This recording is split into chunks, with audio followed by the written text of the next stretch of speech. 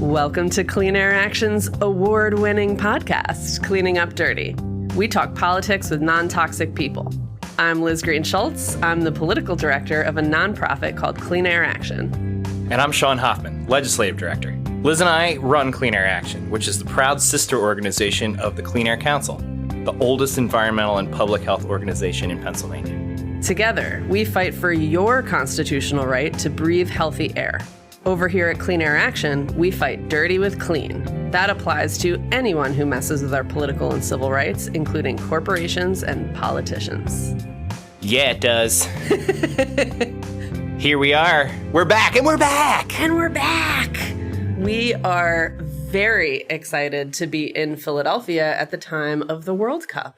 That's right. The world has flooded into Philadelphia, and we're on the eve of the 250th birthday of the country, as well as Sean Hoffman's birthday. Incidentally, yes. All of these things are just coming together right now. Philadelphia, known for ages as a prime soccer town, of course. That's sarcasm. It's nothing against the Union, the Philly Union, go Union. But yeah, not necessarily one of our big sports. And yet, I'm all about it.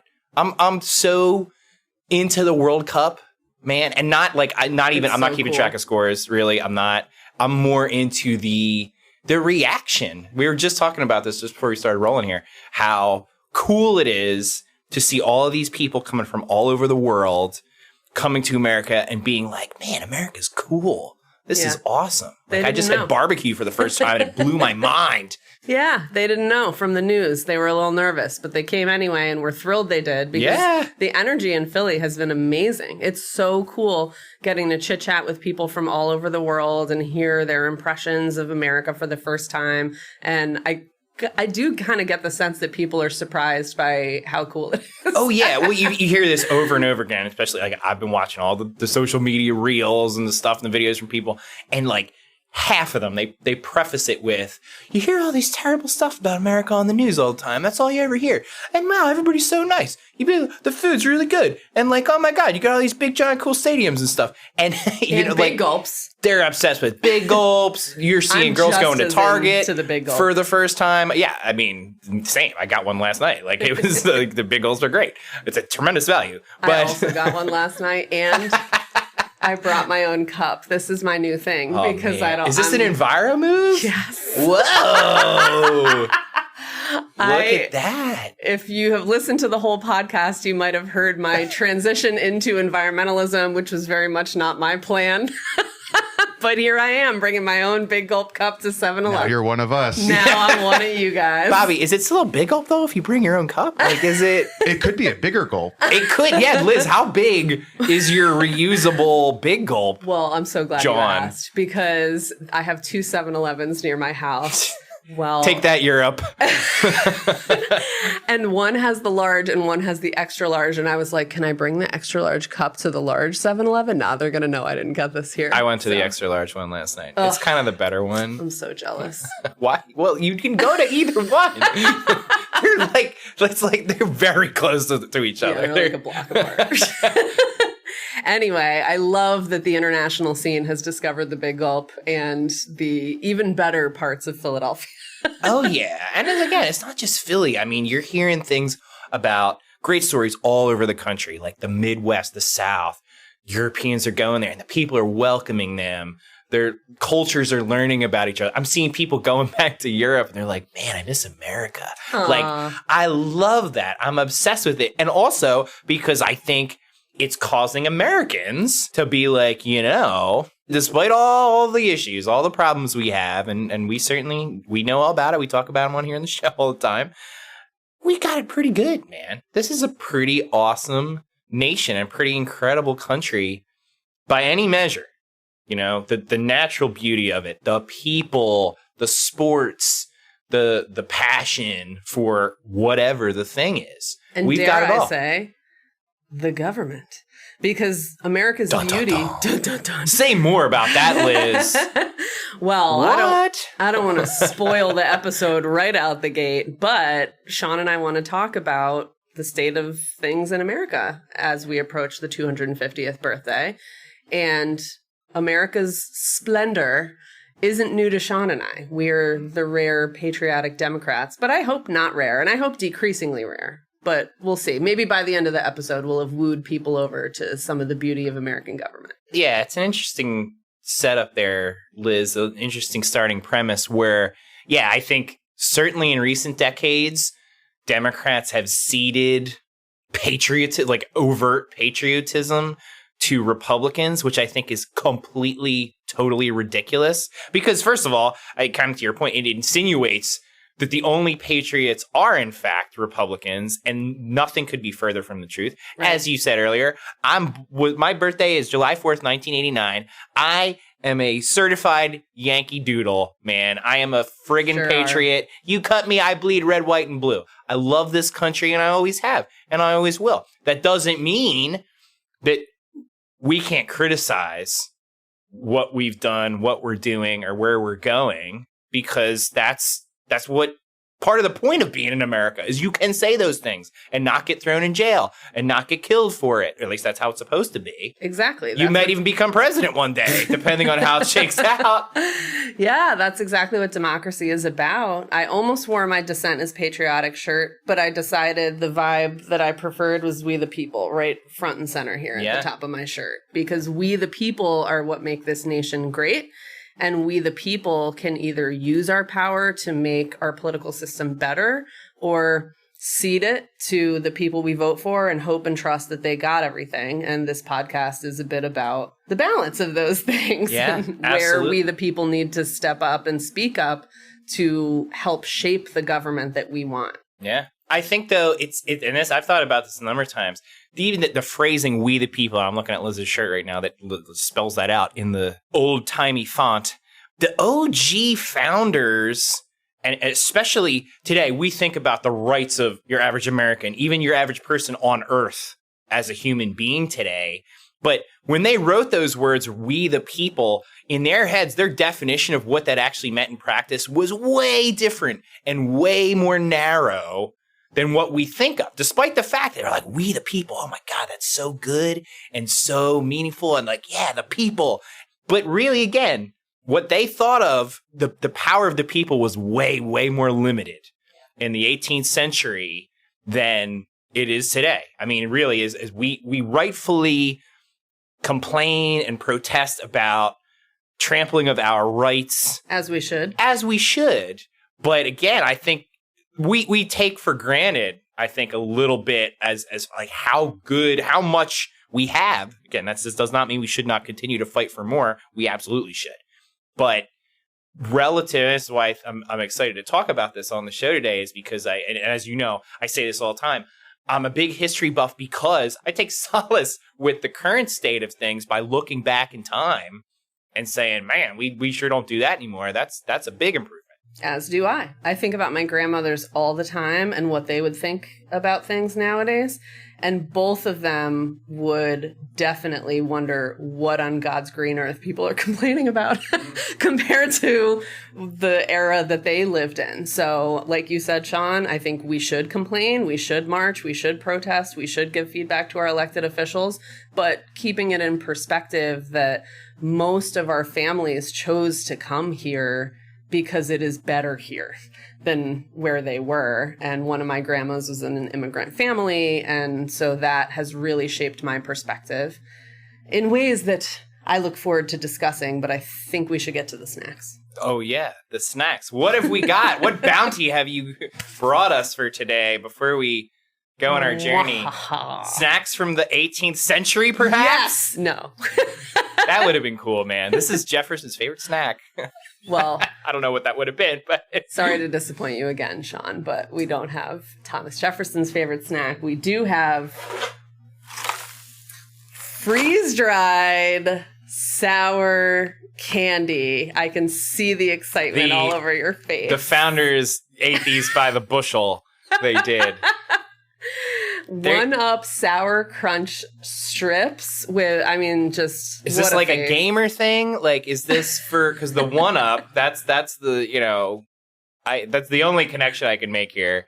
At least it's not pickle. There's nothing pickly about this for a change. There's no pickle snacks today. I'll just put you out of your misery but with it's that. still, like, again, I never would have picked this.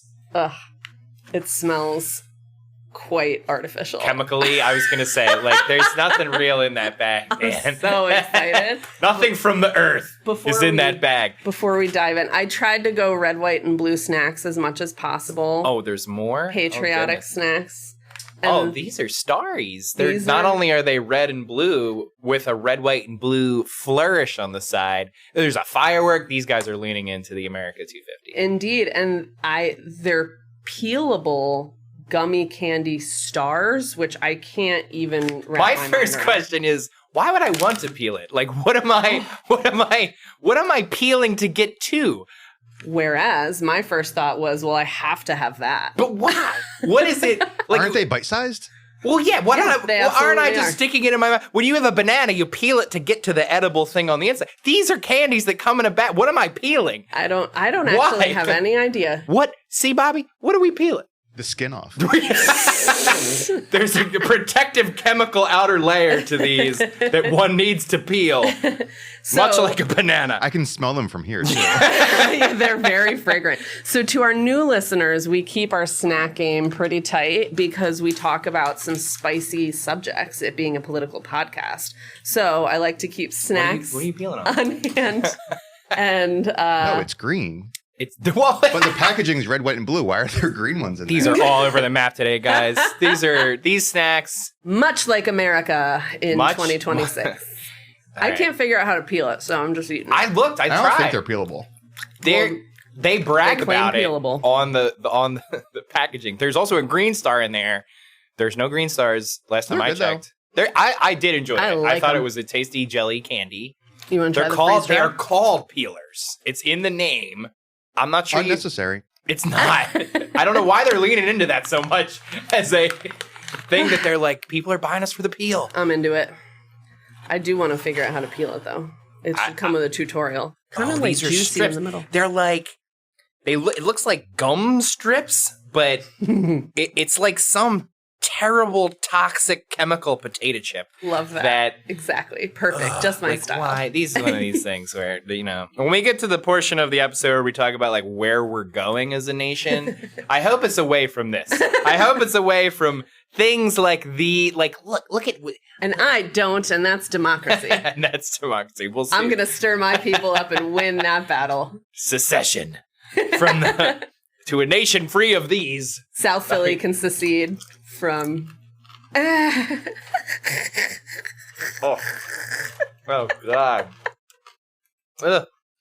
Give me. This is worse than the pickles stuff. Yay! I can swear at the pickle shit. I can swear on this. Whoa. Oh my God. No. Wow. Well, if you're in town from another country, don't eat these. Yeah, please. I can't say that this is not gonna make you think, God, I gotta go back to America. This is not a flavor of America that I've ever had before, but I am very into it. You can have. I can tell all Sean of is them. too. You can have all of them. That was like an ordeal getting through that one, man. Sean's face. Yeah, Bobby. Give it a try, Bobby. Wow, that is flavorful and. It's freeze dried, all right. Whew, it is freeze dried. Goodness, I'm what still do you think, recovering. Bobby? You can get that big crunch. Holy shit! Bobby's handling it pretty good. He's doing way better than I did. Oh my goodness. Mine wasn't that sour. Mine was.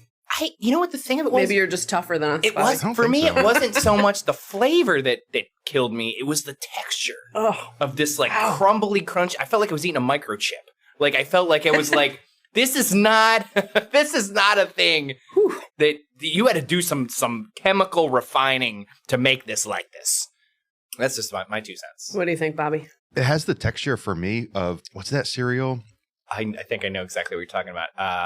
It's like a long version of French toast Cinnamon crunch. Toast Crunch. Yeah, yes. Yes. Which I do like Cinnamon Toast. You just got to soak this in milk first. That's the key. You got to get some. That's your red, white, and blue. I don't know what the red thing's going to be, but you got these blue strips. The blood coming from your nose. from it cutting your from the gums. shards just digging into your mouth. No, it's not that shardy. But I also got... It's not that shardy, guys. Come on. But I also got just standard red, white, and blue gummy bears. I mean, you can't. I figured they would come in handy too. Haribo, a deeply American company, right? Actually, I think it said, was it this one? Oh, goodness. No, it's not this one. I got a fourth one that we don't need. It is Haribo of America. Right.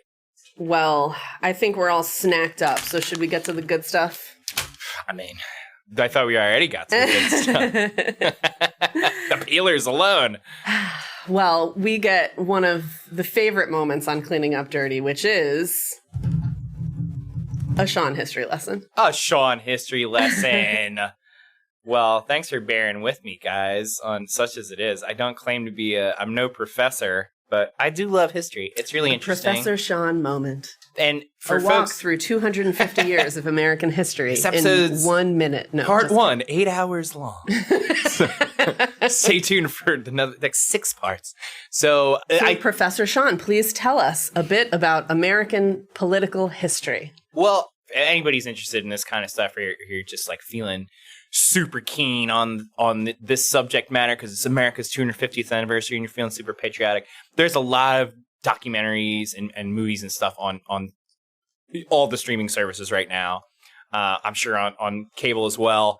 Just stuff you can brush up on and forgotten eras, forgotten heroes and villains and all kinds of stuff that deserves to be remembered from American history. So I encourage everybody listening, check that stuff out and don't ever stop. Be curious about it because, again, forgetting these things, I think, is detrimental to us as a nation and as a people. And I also think, again, a lot of these figures deserve to be remembered and they deserve credit for the really hard, amazing, groundbreaking things that they did.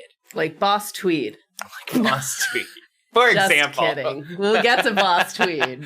But. So, I mean, it all starts in the 1700s, right? I mean, the OG colonies are sort of like 1600s stuff, but a lot of the action, of course, starts 1776, Declaration of Independence. We have the Revolutionary War against England. That lasts until like early 1780s, 1783. The first governing document, our first constitution, was the Articles of Confederation, which was the states kind of viewed themselves as their own little nations. And this is another thing the Europeans are discovering who are coming out over here. Our states are basically the size of a lot of European countries. You know, I mean, Pennsylvania alone, pretty huge. Takes 6 hours to get from one end to the other driving, like straight up, 6+. And so that's a big amount of land. And in the 18th century, it was enormous. And I mean, now you look at the original 13 colonies and some of them, like especially Rhode Island, Delaware, Connecticut, they're pretty small. Back then, that was still a gigantic amount of land. And it continues to be. Whereas you look at the states out west, you know, your Wyoming's or Utah, your Colorado, they're big. I mean, they make, how many Delawares can you fit in Wyoming? I don't know, a lot, probably. I ask myself that all the time. All the time, things that keep me up at night, you know? But yeah, so under the Articles, the states still had a ton of individual power and freedom. We didn't have a national currency. So you had all these things. You want to go visit Virginia from Massachusetts, like, well, I got to convert my money to Virginia dollars. I mean, could you imagine how that could lead to chaos? They had a rebellion that they had to try and put down, and the federal government was like, hey, you guys want to like send some troops? And the states are like, nope, not interested. And so you had 13 essentially different countries sort of linked, but it really wasn't working. Not working. They did not got it. They did not got it. The Articles of Confederation. Hence why we had the Constitutional Convention in 1787.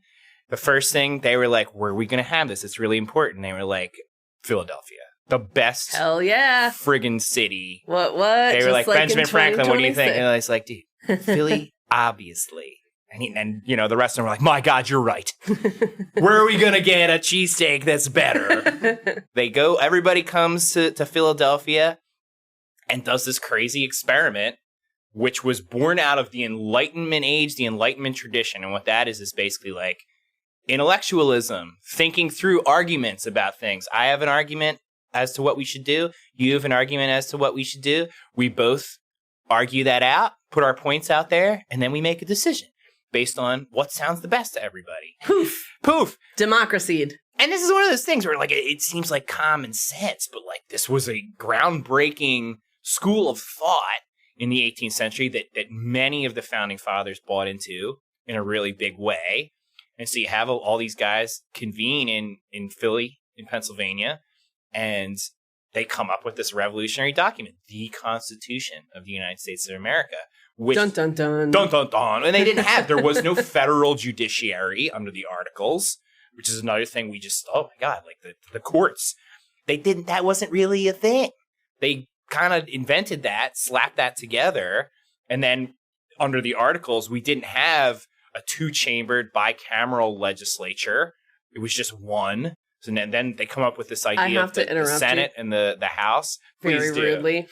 Because I just got a bit of a chill and I like wiggled a little bit when it happened. I saw that. And it was due to two things.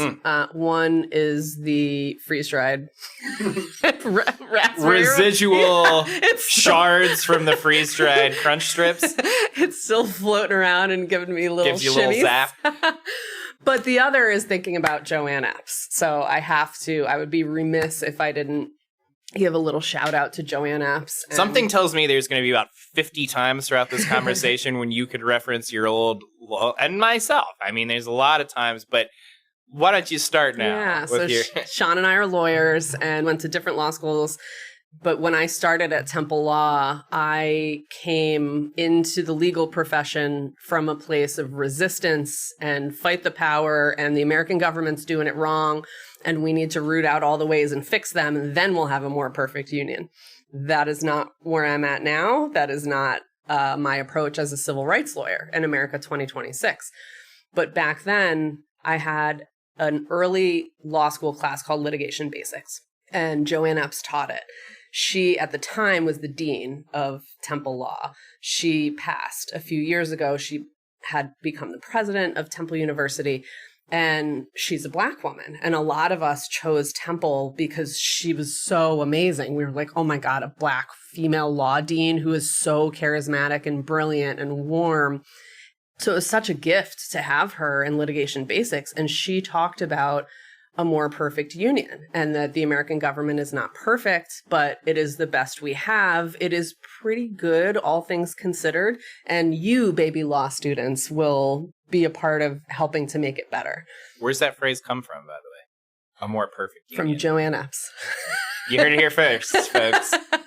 I believe Joanne Epps got that from the preamble to the Constitution of the United States of America. That sounds right. Yeah. A more perfect union, which you and I, Liz, have talked about this before. Well, how do you get more perfect? Perfect, by definition, the word perfect is, it's perfect. There's nothing more you could do to it. So this is at least my interpretation. I actually don't know, I'm sure people have researched this, what the founders, whoever wrote that particular line, was thinking, like what the meaning was. But I have chosen to interpret it, sounds like Joanne Epps also has, and many others, just this way of, well, we always strive for better. We're already the best. But that also implicit in that is a forever striving to improve on the union. Snaps. And that's what we talked about in her class. Yeah. The idea of a powerful, influential, confident Black woman would have been, I think, utterly inconceivable to people of the 18th century, the founders completely including. Inconceivable. And I meant to say that when we were talking about the phrase "we the people." Neither Sean nor I would have been included in the electorate at that time. We wouldn't have been able to vote. So cool to be in 2026 when there's a lot of people who are allowed to vote who would not have been able to. And I think it's, as we continue this conversation here today, we're going to come back to these ideas of concepts of race and class and how much that has played out throughout the course of American history, but it certainly did then. And by contrast, like America's take on that as opposed to, say, Europe's. Europe had this kings and queens and nobles and knights that feudal tradition that lasted for centuries, that class system was very ingrained, and to a certain extent continues to be ingrained in the European mindset. This top-down government is all-powerful and all-consuming, and you kind of plug into that through various like heritage or whatever. But your class is your class. Historically, not a lot of movement to and from. You had the rulers, and then you had pretty much everybody else.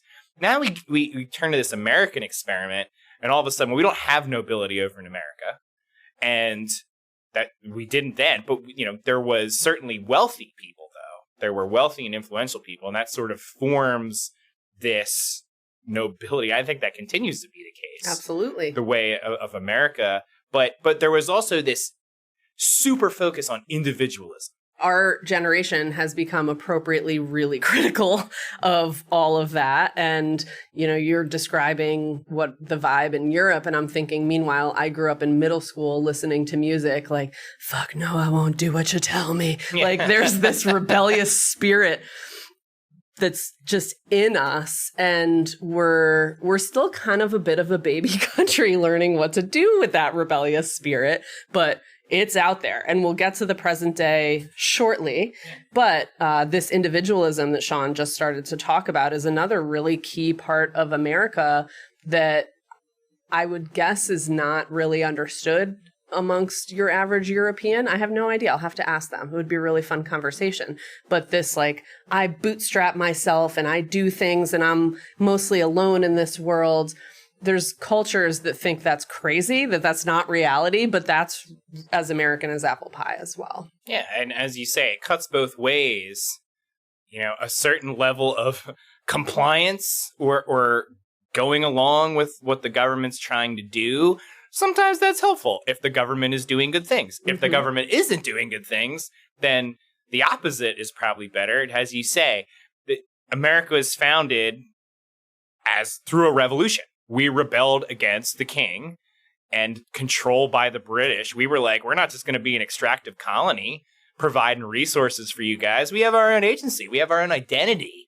And we ran with that. But I think that is parallel to, but also distinct from, this emphasis on individualism. Like, I am here to make my American dream come true, to live my life, pursue my liberty and my happiness, and like not necessarily everybody else's. And it was this thing too, we're carving a nation out of the frontier, out of the wilderness, taming the wilds and building, charting your destiny. And again, this theme sticks with us throughout the history of this country and has manifested today. And we'll talk about this a little more later, but sometimes it's been really good and sometimes it's been really bad. How that has kind of come to fruition. And that's as American as apple pie too, right? Yeah. The workshop of democracy and policy and seeing what works under this president and this Congress, and fast forward, here we are, 2026. But let's get through that history lesson. Yeah, so you said earlier, well, I wouldn't be able to vote.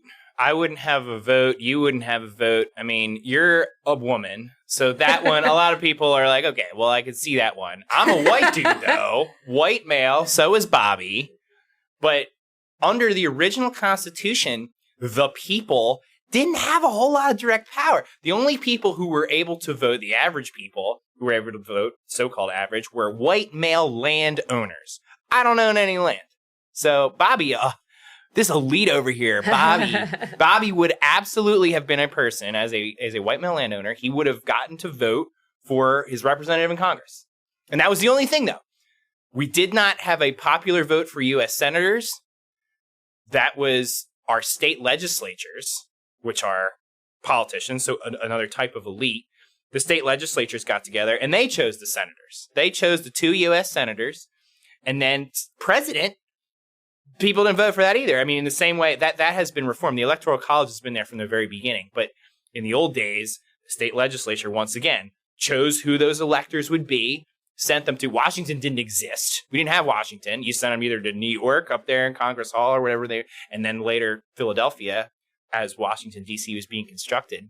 But so state legislature gets together, picks their electors, elites, and sends them to pick president and vice president, super elite. So it's elites choosing elites. The people had no role in that.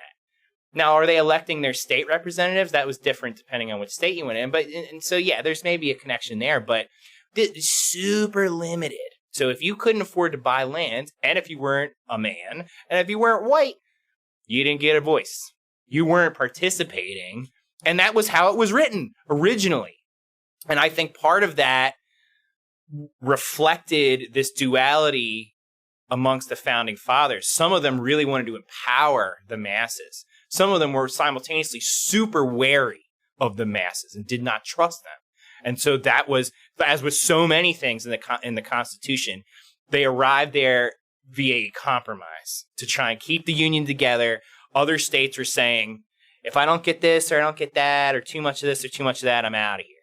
And so that's how we got the Constitution we got. The very first Congress, that's where we do the Bill of Rights, which is the first 10 amendments to the Constitution. They got the most of the Constitution written up, and there were some people at the convention who were like, yo, we don't have enough stuff in here. We need a Bill of Rights that does this, that, and the other thing. And they say, yeah, it was hard enough for us to get this thing done. Let's punt that to the first Congress. Let's hash that out there.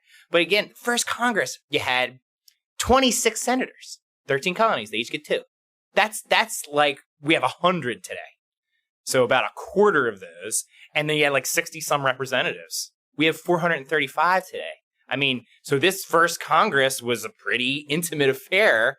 And I think they passed 12 amendments, but only 10 were ratified. So that becomes known as the Bill of Rights.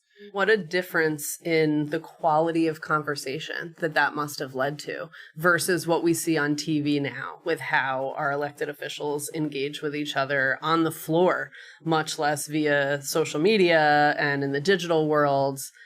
You can kind of imagine back in the day when everybody fit into one room. It was a big room. It was pretty big. A large room.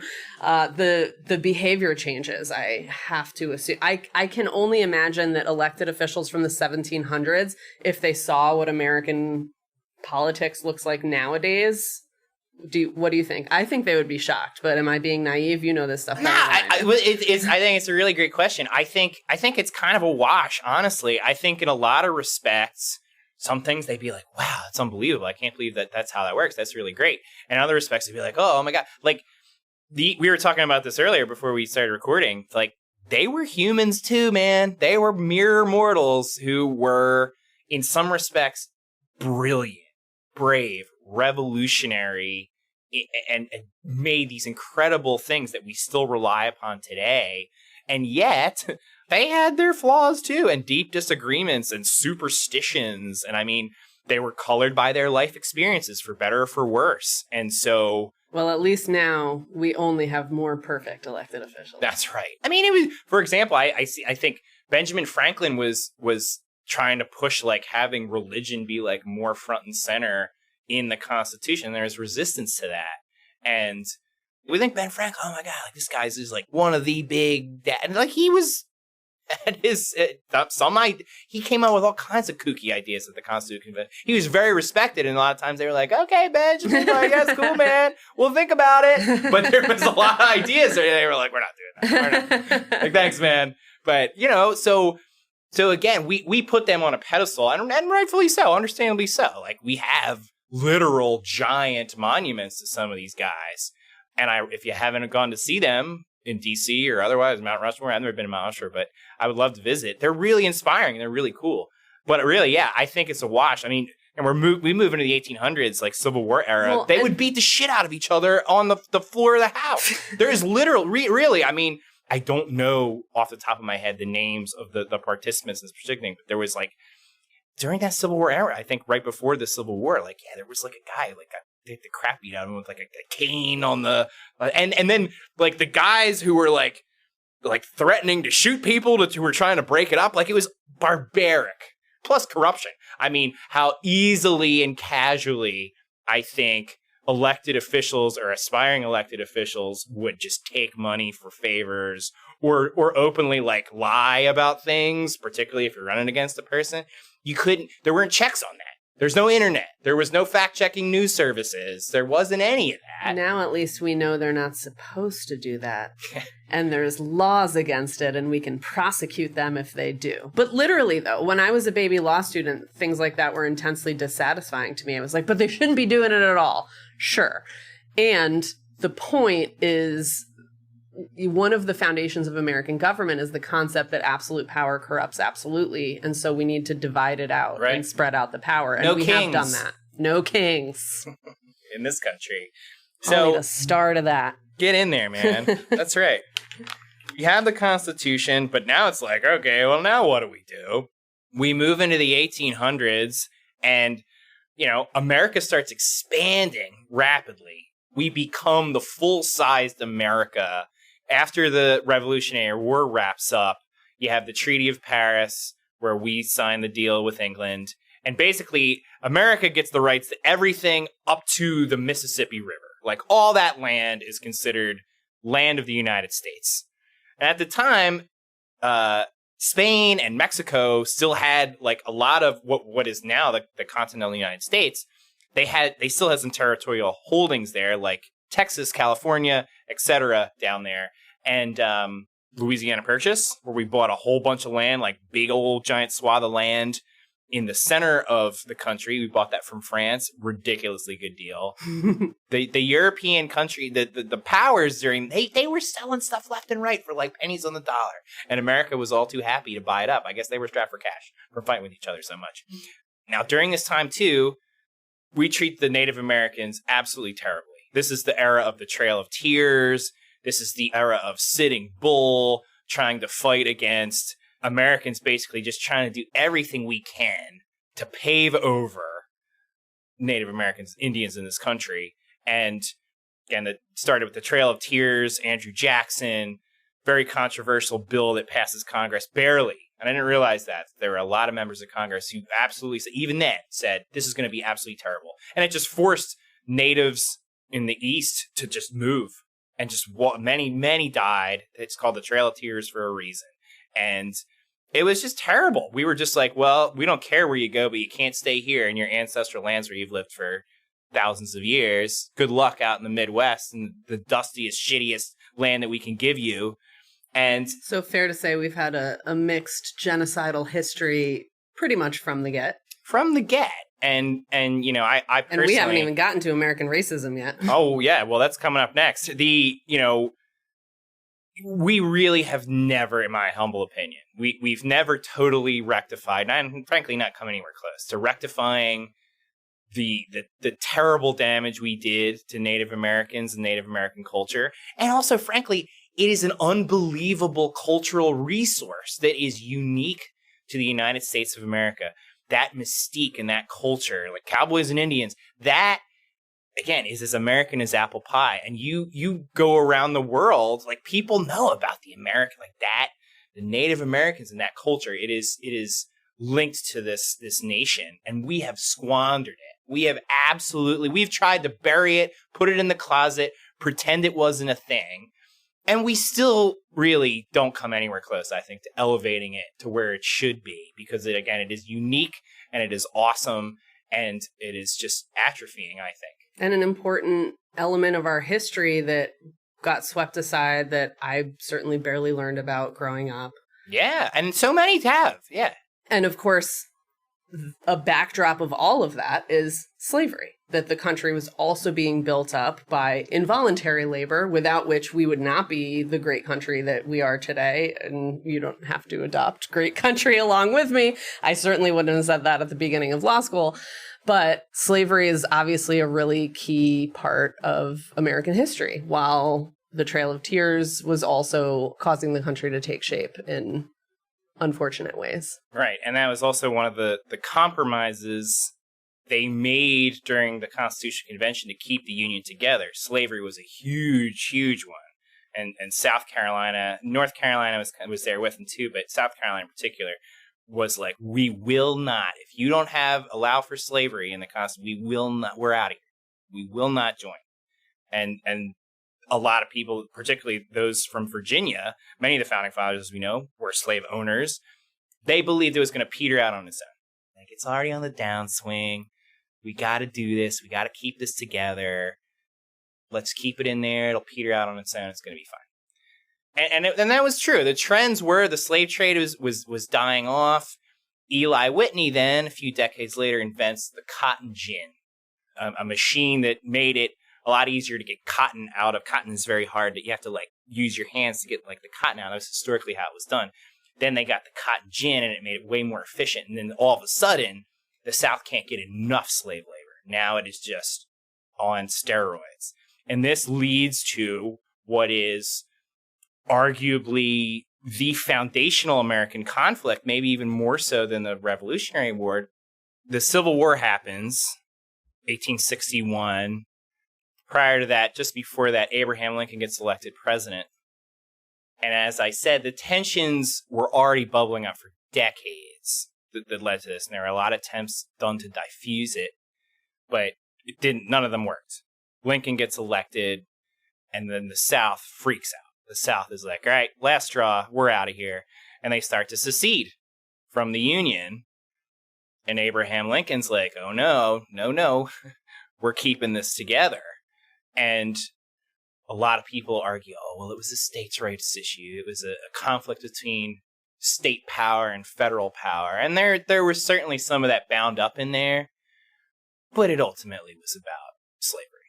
The South wanted slavery, and it's not like the North was a bastion of non-racism.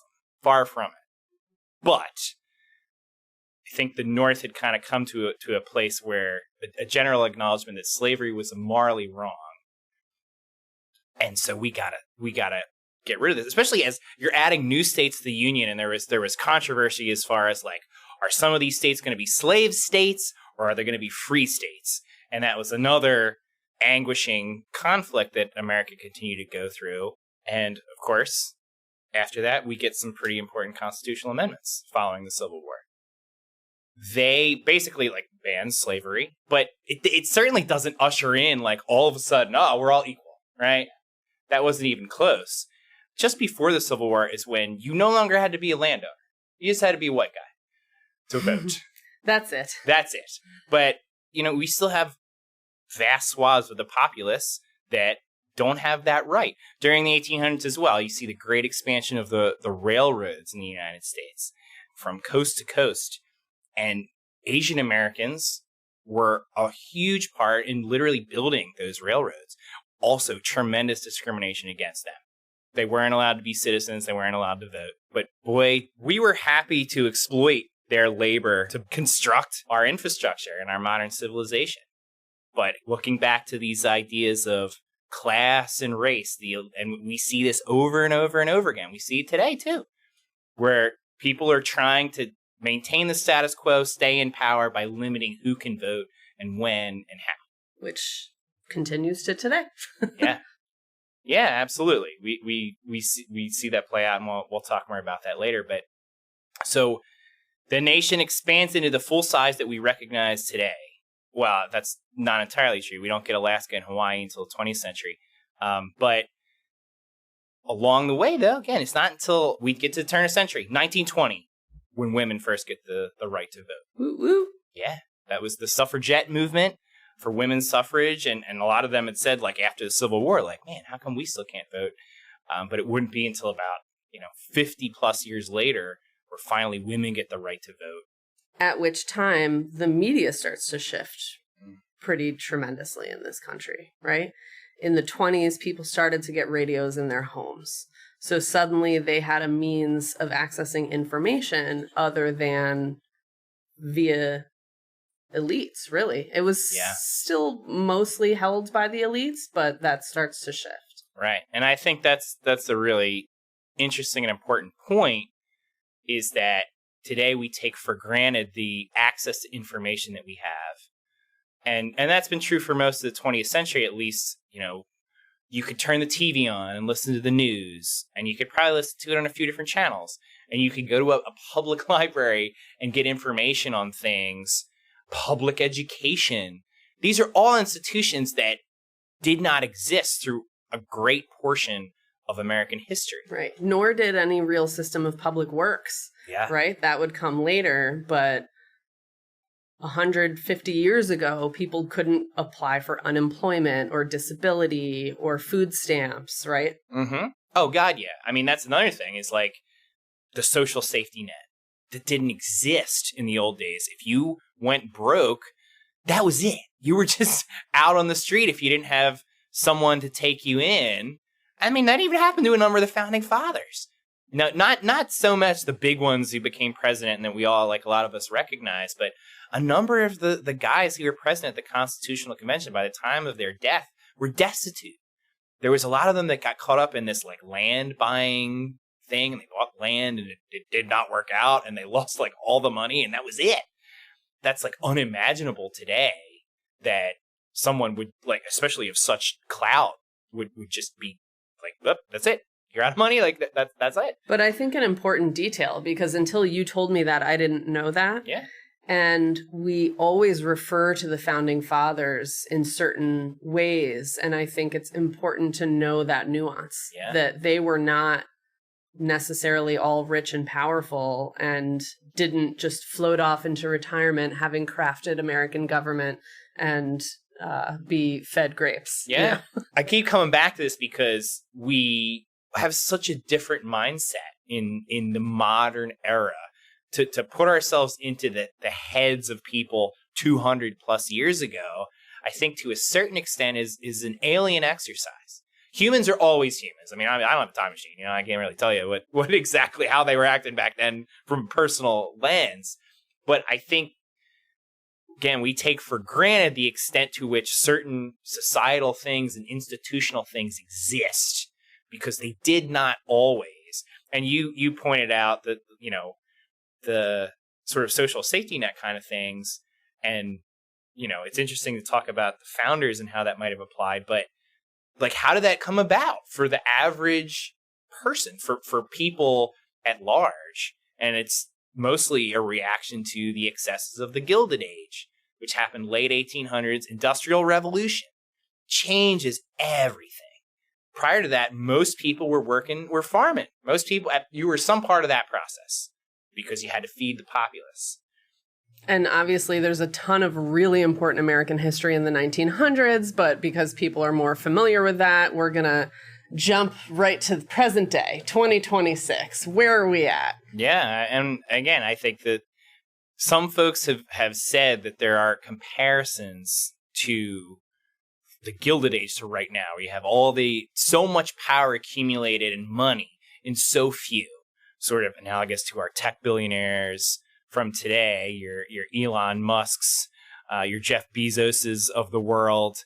And that led to the progressive era. And now whether or not, which had members of both parties as major change makers to seek to correct injustices and imbalances. And I mean, you know, what do you think? Are we heading there?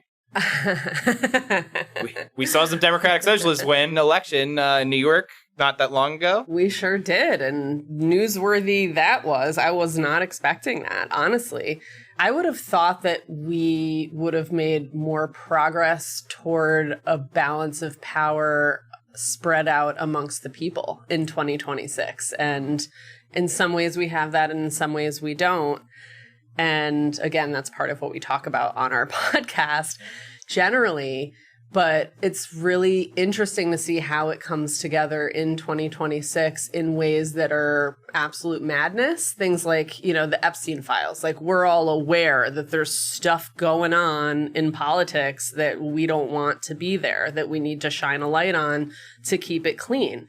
But we also see people having the power in a way that was never envisioned in this country, such as the outcome of the New York primaries, shall we say. Yeah. What happened in the New York primaries? Yeah, so there was several Democratic Socialist candidates who were running. This is a primary, so it's not the general election, but because these particular races we're discussing were so blue, the idea is generally that whoever wins the primary is probably going to win the general election. So Mayor Mamdani of New York City, who's also a Democratic Socialist, he endorsed several candidates who were running against folks who were perceived as more establishment Democrats, so folks who are tied to existing Democratic leadership. And Mamdani went 3 for 3. I mean, there were a lot of people who were thinking he was probably going to get 2 of them, but the third one, which unseated a pretty well-established incumbent, he's the chair of the Congressional Hispanic Caucus, lost. It's pretty wild. And I'm honestly still reeling that Mamdani won. Like, that was such... Oh, yeah. He's only been there for about a year. I mean, he's still pretty fresh, and people continue to doubt him. I think a lot of the doubt, though, comes from the label, frankly, the Democratic Socialist label. Yeah. And I really think this is interesting, that Trump has sort of strategically chosen to kind of not use the socialist label anymore. He's using communist now. And Mamdani even pointed this out. He said, I mean, you can Google this. Google the clips of Trump where he's like, they're not really socialists. They're more like communists, And Mamdani commented on it, and he's like, Trump noticed. He noticed that we're getting traction. And so he decided, no, we can't call them socialists anymore. People are starting to like that. People are starting to realize that these guys aren't wackos, and Mamdani's doing good stuff. Mamdani and Trump had a love fest right after, if you recall. Mamdani went to the Oval Office to meet Trump after he got elected as mayor. And Trump was like, I love this guy. He's great. And everyone was like, what? And I think what a world. America 2026, man. Love Trump or hate Trump, the guy loves a winner. I mean, if you're a Democrat that beats the pants off of, he'll give you that credit. I mean, that is kind of one thing that he's pretty even keeled about, is if you're kicking ass, like, Trump's going to maybe give you some props for it. And I think that, and he's also a Manhattan guy. He's a New Yorker. And so he remains kind of focused on New York, where he grew up. And so I think there's a certain amount of fascination with Mamdani on the part of Trump because of what he's been able to do, how he's been able to capture the people of New York's attention. Yeah. And everyone's watching, right? Yeah. To see, can this work? What's it going to be like with New York being run by a socialist? And just the idea of electing socialists, I think, would have been completely unthinkable in the 60s, the 70s. I mean, a year ago. Yeah. It's that, because we get so hung up on the label here, I think. And this is also part of American, we're Americans, capitalists all the way. Well, there's more nuance to it, though, right? Like, just because this is the thing that I hate when people are like, oh, socialism. Like, oh, so you want to be like Russia? Oh, so you want to be like China? No one is saying, let's be like the Soviets. But that doesn't mean that we can't have a strong, robust government in the United States that does strong, robust things. And yeah, is that socialism? Yeah, it's kind of socialism. Social Security, that's socialism. Public transit, socialism. Government doing stuff for the people, that's socialism, And I think that is essentially what Mamdani and his cohort are putting out there, is like, we need to demonstrate that government can work and it can do big things for the people. Because that's sort of the thing that underlies modern American conservatism, is the assumption that government will always suck. It is impossible. It cannot work. And you should elect us to go and minimize it, cut it, destroy it as much as possible, and return every dollar we possibly can to the private sector.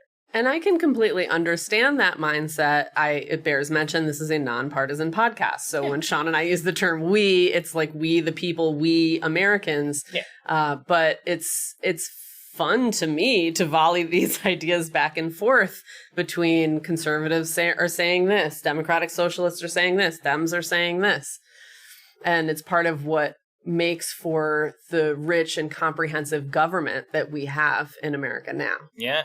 I mean, I can't help but point out how many Republicans rail on the evils of government and say, you should hire me to go work in government. Like, literally every Republican politician, oh my God, it's so bad. And make sure you send me there for my entire career. As long as you possibly can, send me back to Washington or Harrisburg or wherever it is. So that's pretty ironic. But these are part of the reasons. Hypocritical, I think, is maybe a better word. Well, these are part of the reasons why I call American government beautiful, because all of these people are a part of it. And if you're only using the word government in a bad way, which is fine if that's your vibe, I am not criticizing that. But government also does our roads and administer our elections and our schools. And that's all part of government too. And it has been my stance for the last few years, as I've really dug deeply now that I work in politics, that the problem in America is not our government. It is politics. Our government, I actually find quite beautifully designed, which again was not the case when I started law school, but Joanne Epps would say things like this. And I was surprised to hear it from a Black woman and hear something that sounds like patriotism. And that's one of the things that really stopped me in my tracks and got me to think. And it would be years before I would start to adopt some of this mindset. I really didn't ever see that coming. But becoming a civil rights lawyer made me appropriately critical, including of myself a few years ago. Yeah. Well, I think kind of the point you're trying to make here is the American government has really good bones. Yeah. Now, as far as actual practice and execution and results that people see and feel, I think that performance historically has been way more uneven. Yeah. And I think that is the challenge that the Democrats are facing here, right? You've got the moderates who are scared to death of these socialists, man. And I say moderates. By that, I mean basically everyone in Democratic politics who's not a socialist, who's not, an AOC, a Bernie Sanders. They are freaked out by these guys. And yet, the socialists seem to be winning in part because authenticity. People believe that they believe what they're saying. Meanwhile, the rest of the Democratic establishment is paralyzed, thinking about what do we say? What do we say to not lose more people to the socialists who don't seem to be really calculating so much like we are? You gotta give the people what they want. That's the calculus, is that don't go into the focus group. Don't go to the politics manual and do whatever. Just listen to the people and respond to what they want. Well, and it is crystal clear that what Americans want in 2026 is authenticity. Yeah. Right? We just aren't necessarily sure what that means and what that looks like. And we're still weeding out person who says good things, sounds authentic, but is that actual authenticity? So to me, that's where we're at in 2026 in politics, is everybody is desperate, hungry for authenticity. And we see it more from extremists than moderates nowadays. So then there's this tend toward extremism, but horseshoe theory is a very real thing. Mm-hmm. And so to me, the balance will properly fall somewhere in the middle, but I don't think we're quite there yet as a country. We're still really drawn to the MAGA-ism and the ultra liberal performative politics on the left that obviously we also see on the right. And it leaves a bit of a mess for candidates in 2026 because what are they supposed to do with that? I'm always so taken by this idea that politics, what do we do? What do we do? Again, you be real. Be real. Well, why? Why do people want the realness? Why do people want the authenticity? My theory is that it is the gateway to effective leadership and effective governance. And what do I mean by that? I mean government that works for the people so that they feel good. So they're not like, oh man, I'm worried about world events. I'm worried about domestic events. I'm worried about the economy. I'm worried about my kids going to school and the education they're going to receive. Or are they going to be safe there? And all of these things, if people believe that the politicians are lying to them at every turn and telling them what they want to hear while the problems go unfixed, they say, what is the root to that? Authenticity.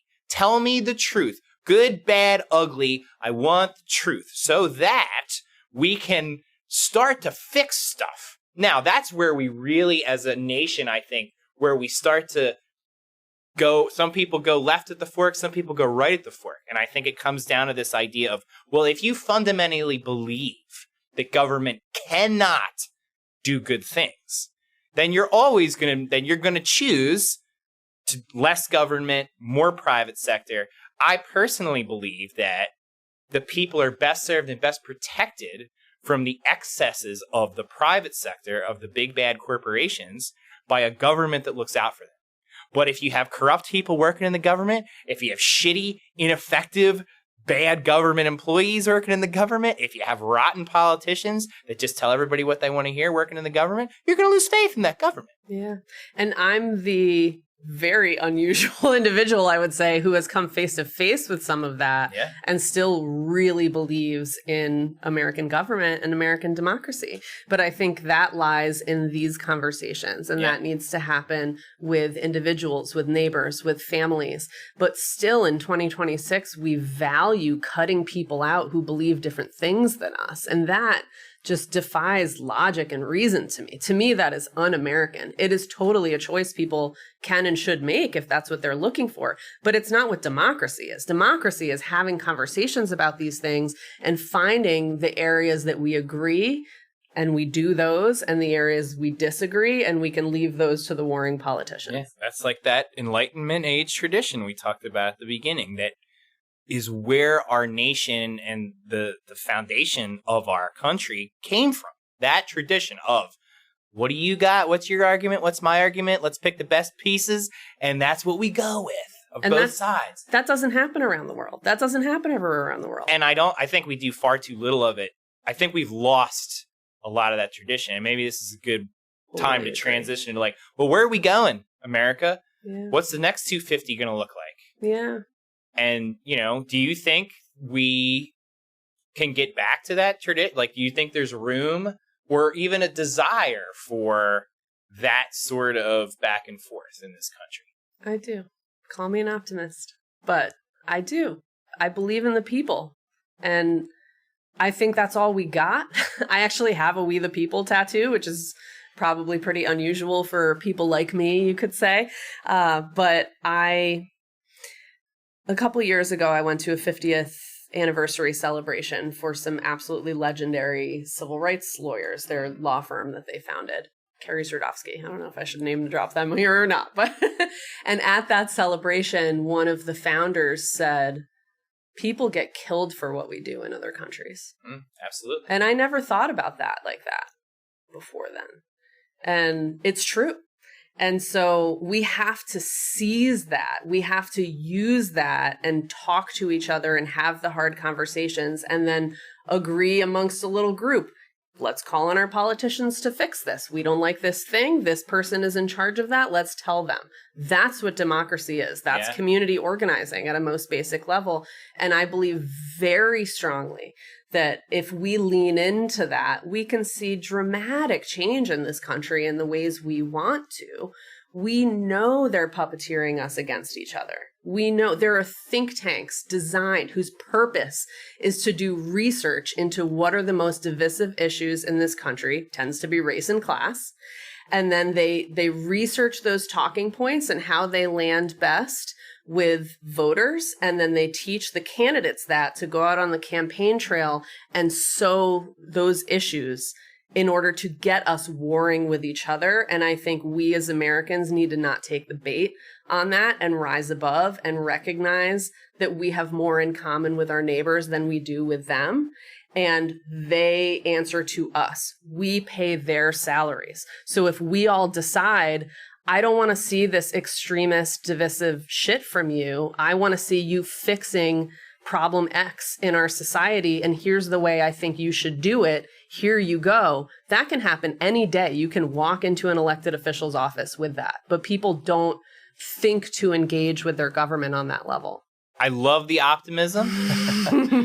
I'd say I'm unusually optimistic. I myself am generally optimistic that we're going to get there, especially from, the progress we're seeing in certain sectors, like what we saw in New York with the advent of these democratic socialists. Whether I agree with all their positions or not, I don't think that I do, but I really like this trend of people are fed up, particularly in the Democratic Party these days. They're fed up, and we're seeing some of it on the Republican side as well.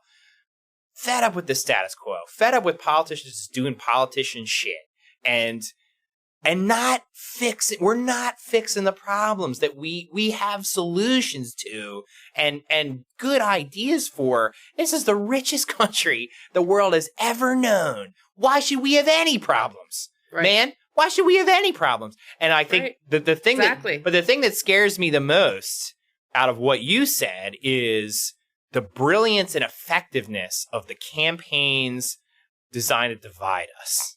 And we focus in on things that don't matter, man, that are so stupid, that are just culture. And again, we talked about a lot of those things on this show, this episode, where so many of these issues of race and class, like you said, we have more in common with each other by far than we do things that should keep us fighting each other. And yet, for centuries, we can't go, this color of his skin is different from mine. Humans love drama, man. He can't use the same bathroom as me. Really? Really? Is that the amount of time and energy and blood, sweat, and tears we have put into fighting ourselves, while the billionaires and the rich and powerful and all these, they laugh all the way to the bank, man.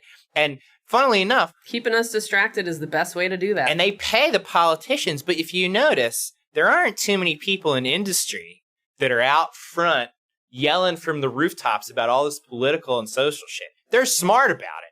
Like you said, they create the think tanks. They funnel the money to all the people. But meanwhile, they're running their ads on TV like Exxon invests 2 pennies a year in biogeneration. Like, look how great we are. Yeah. And people are like, wow, I'm going to go to an Exxon station now. Those guys are great. And they're not getting engaged up front. It's all behind the scenes. Yeah. They use their limitless money, their lawyers, their ad people, and they donate to the campaigns. Both parties. This is not one-sided. It's all, man. And this is a tale as old as time. But this is the thing we got to be wary of. We got to be wary of, because they're getting really sophisticated with these algorithms, with the internet, with all this shit. They're getting really sophisticated in ways they never could before. Yeah. And that frightens me. I mentioned my grandmother's. My grandfather was, you could say, a relatively important businessman where he was from. Now, that's not Exxon. He's from the middle of nowhere, upstate New York. So it was a little more like Ozark than Exxon. Yeah.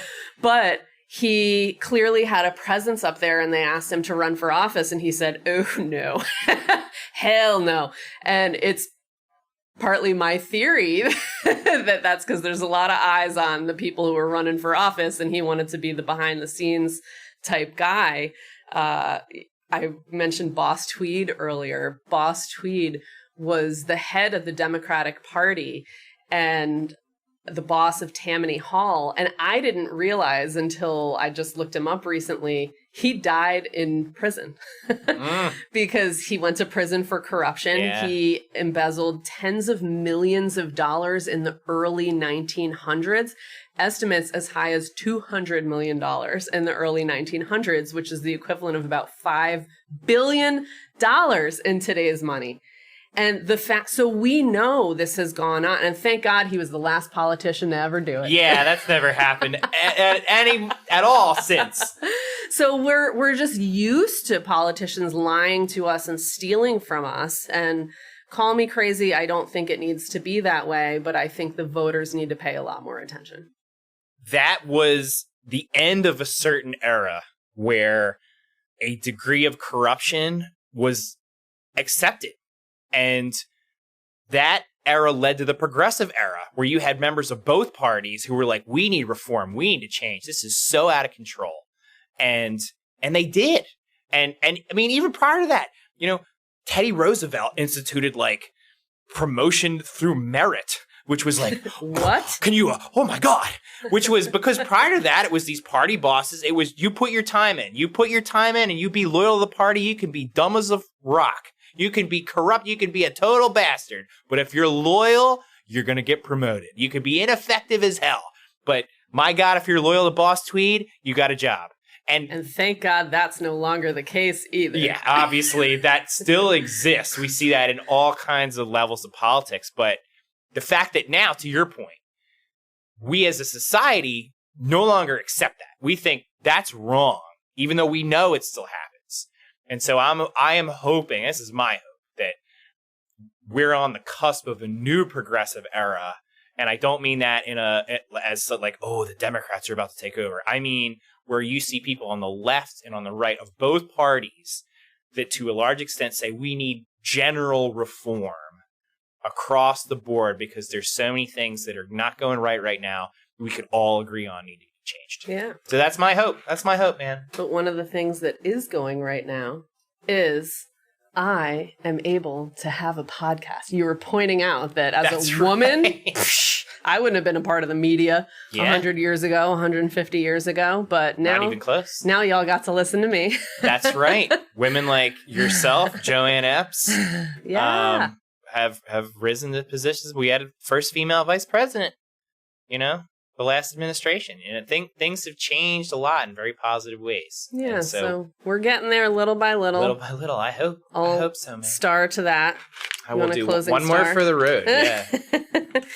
Well, to our listeners, thank you for listening to Cleaning Up Dirty. Follow us everywhere on the socials at Clean Air Action and subscribe to Cleaning Up Dirty anywhere you listen to podcasts.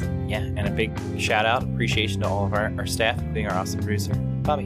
Bob Thanks, everybody. Spransky, Emily Wildman, Daisy Lennox, Corinne Bishop. Thank you. Y'all are the best. Happy 4th of July and happy 250th America. And happy birthday, Sean. Go USA.